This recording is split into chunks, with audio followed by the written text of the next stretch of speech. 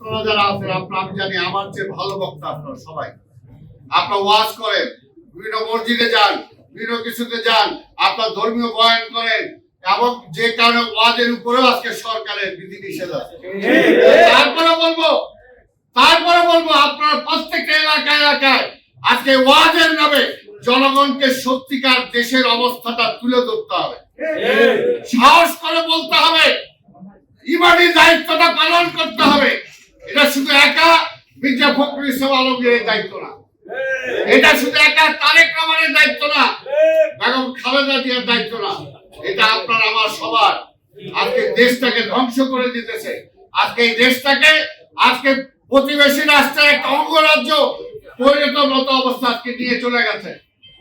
কোথায় স্বাধীনতা আছে আমাদের? কোথায় স্বাধীনতা আছে? তাই আজকে বলবো, কেউ কিন্তু আল্লাহর তরফ থেকে ভাই